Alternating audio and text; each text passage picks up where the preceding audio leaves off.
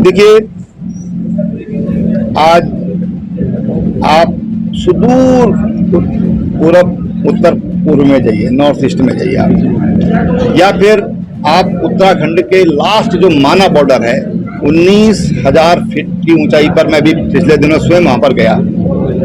एक बॉर्डर है जादुंग बॉर्डर, ये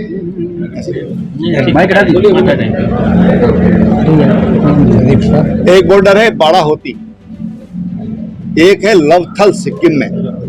इन बॉर्डर पर मैं स्वयं गया हूं, आखिरी छोर तक गया हूं। ये कहूं कि चीन अधिकृत क्षेत्र में कदम रख के आया। आज वहां तक A1 सड़कें बनी हैं और 40 किलोमीटर पर डे के हिसाब से सड़कें बन रही हैं। बॉर्डर की सड़क का मैंने इसलिए जिक्र किया कि अब तक इसलिए सड़क नहीं बनाते थे कि चाइना दुश्मन बगल में है, वो कहीं इसका दुरुपयोग न कर ले। आज भारत की सेना 24 घंटे में किसी भी बॉर्डर पर पहुंचने की स्थिति में है सड़क मार्ग से। रेल मार्ग आज प्रतिदिन 14 किलोमीटर के हिसाब से बन रहा है।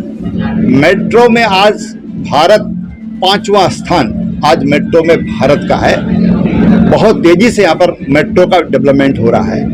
एयर कनेक्टिविटी से आप देखिए कि 12 एयरपोर्ट तो आपके उत्तर प्रदेश में बन रहे हैं और पूरे देश में जो हवाई सेवाएं हैं उनको विस्तार किया जा रहा है और एयर सर्विसेज को प्रोत्साहित किया जा रहा है।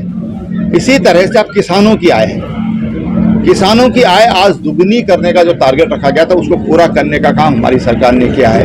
हेल्थ के क्षेत्र में देखिए आप, नई शिक्षा नीति, सब चिल्लाते थे कि नई शिक्षा नीति, नई शिक्षा नीति, लेकिन नया शिक्षा नीति हो क्या, उसका कोई विकल्प कोई दे नहीं पाया। आज नई शिक्षा नीति देने का काम हमारी सरकार ने किया है। सर, आपने कहा कि कानून व्यवस्था की स्थिति है। आप कोर्ट प्रेशर में एक अपराधी की हत्या कर दी जाती है, पुलिस अभिरक्षा में अतीक और अशरफ की हत्या कर दी जाती है, मणिपुर में महीनों से हिंसा थम नहीं रही है, तो कैसे माना जाएगा? देखिए, मणिपुर का जो हिंसा है वो दूसरी तरह की है और उसको भी नियंत्रित कर लिया गया इतने कम समय में।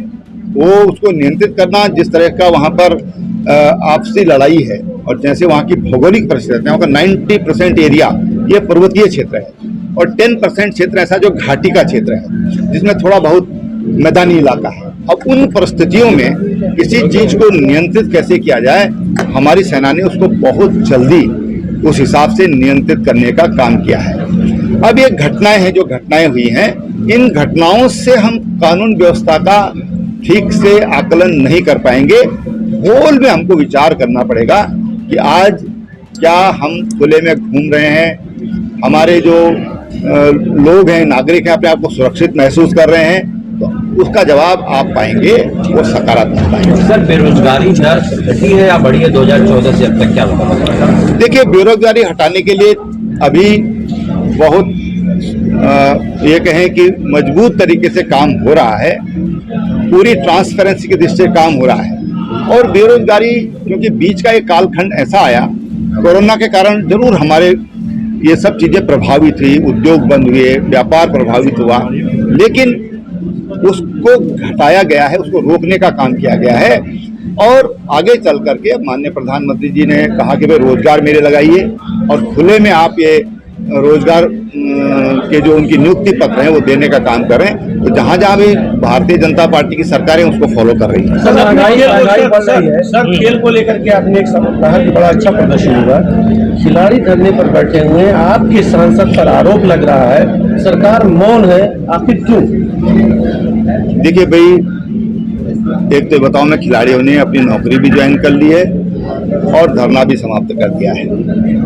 और जिस खिलाड़ी ने, जो नाबालिग है, जिसने आरोप लगाया था, उसने आरोप भी अपने वापस ले लिए हैं। दूसरी बात जो उससे भी महत्वपूर्ण बात है कि कोई भी किसी पर आक्षेप लगाता है, आरोप लगाता है, तो उसकी एक प्रक्रिया है, हमारे संविधान के मुताबिक उसकी जांच होती है। जो उन्होंने कहा उनको जांच में उनके लोगों को रखा गया, कोर्ट में भी कोर्ट अपना काम कर रहा है, पुलिस अपनी जांच कर रही है। तो मैं समझता हूं कि उसकी प्रतीक्षा करना चाहिए, नहीं सर, आपकी बात से उस प्रतीक्षा करना चाहिए। आप आखिर किसी पर भी कोई कार्रवाई करते, एक मर्डर हो जाता है, उस पर कार्रवाई होती है, तो उसके लिए भी एक प्रोसीजर है, इसलिए प्रोसीजर के तहत सब काम हो रहा है। सर महंगाई बढ़ रही है, हर चीजें महंगी हो रही पक्षी एकता पे क्या कहेंगे, जिस तरीके से 24 को लेकर एकजुट हो रहे हैं, पटना में हो रहे हैं? ये तो भैया ऐसा है कि उनको मोदी जी का भय सता रहा है और ये सब इकट्ठा हो रहे हैं, सब इकट्ठा हो रहे हैं, भय के कारण इकट्ठा हो रहे हैं। कोई उसके पीछे कोई देश की चिंता है, कोई सकारात्मक सोच है, ऐसा नहीं है। और इसलिए उनकी एकता अभी होती है कि नहीं होती है, वो समय आने पर पता चल है। जाएगा। सर महंगाई बढ़ रही है, हर कांग्रेस चीजें ने महंगी हो रही है, इस पर क्या कहना है? 9 सवाल पूछे हैं सर आपके 9 साल की सरकार की उपलब्धियों पर। तो उनका कहना है महंगाई, बेरोजगारी, चाइना से हमारी जमीन कब्जे में है, प्रधानमंत्री जी मौन रहते हैं। 18 चाइना ने जब कब्जा किया तो उस समय कौन देश का प्रधानमंत्री था, आप बताइए, कौन था? पाकिस्तान ने जब पीओके बना, किसने उसको यूएनओ में भेजने का काम किया, कौन प्रधानमंत्री था? अब वो स्वर्गीय हो गए, उनका नाम हमसे क्यों निभाना चाहते हैं आप? लेकिन आज 1 इंच जमीन भी किसी ने हमारे कब्जे में लेने का काम नहीं कर पाया है। सर महंगाई के लिए क्या कहेंगे? जैसे 9 साल की उपलब्धियों में भाजपा देखो भाई, महंगाई जब भी बड़ा किसान, मुद्दा है। देखिए, जब मूल्य वृद्धि हुई है, स्वाभाविक फेनोमेना है। दुनिया की तुलना में अगर आप देखेंगे तो भारत की महंगाई दर सबसे कम है दुनिया की तुलना में। और आज मूल्य तो बढ़ रहे हैं, 7वां वेतनमान आप दे रहे हैं, तब तनख्वाह कितनी थी, आज कितनी तनख्वाहें हैं, तब मजदूर की दिहाड़ी कितनी थी, आज कितनी दिहाड़ी है। तो ये सारी चीजें निर्भर करती हैं। मैंने इसमें होल में विचार करने की आवश्यकता है कि हमारी इनकम कितनी बढ़ी है, अगर उसको भी हम देखेंगे तो तब मैं समझता हूँ कि सही निष्कर्ष पूर्वांचल पर में सर पहुंच आप पहले हैं, आपको क्या देखने को मिल रहा है 2024 को लेकर?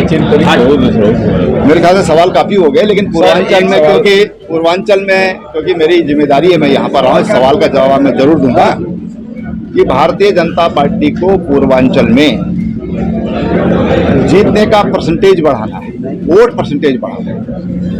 सर एक सवाल मेरा भी है कि आप तो उत्तराखंड से थे, जैसे पश्चिमी यूपी का अलग है, यहाँ बुंदेलखंड का अलग है, ये पूर्वांचल पूर्वी उत्तर प्रदेश, आप भी जिले जिले जा रहे हैं।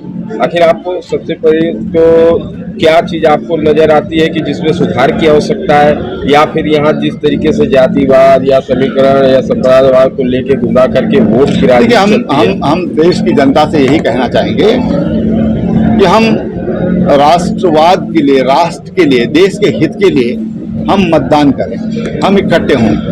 ये जातीय राजनीति बहुत हो चुकी है, इससे हटने की जरूरत है।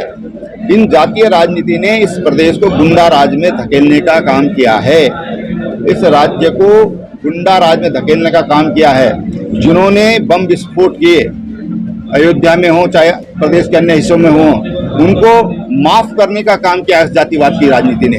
इसलिए उस जातिवाद की राजनीति से उठने की जरूरत है। यहाँ अखिलेश यादव जैसे लोग जिन्होंने खुलेआम गुंडों को मान्य बनाने का काम किया है, उनसे बचने की जरूरत है। तो सर इसका कोई समाधान? इसका समाधान है कि इससे बचने की जरूरत है, हम बड़े मकसद के लिए वोट डालें। सर आजमगढ़ में धन्यवाद। आप हैं और यहाँ की दोनों सीट को आपके आंतरिक सर्वे में रेड जोन में रखा गया, आजमगढ़ और लालगंज। अब आंतरिक सर्वे मुझे मालूम नहीं है, आपको मिला है तो आप मुझे उसको दे देंगे तो अच्छा लगेगा, मैं उससे कुछ कर लूँ आगे के लिए। CIB इंडिया न्यूज की सभी खबरों को देखने के लिए लाल रंग की बटन को दबाकर चैनल को सब्सक्राइब जरूर करें, घंटी जरूर दबाएं ताकि हमारी सभी खबरों के नोटिफिकेशंस आप तक पहुंचते रहें।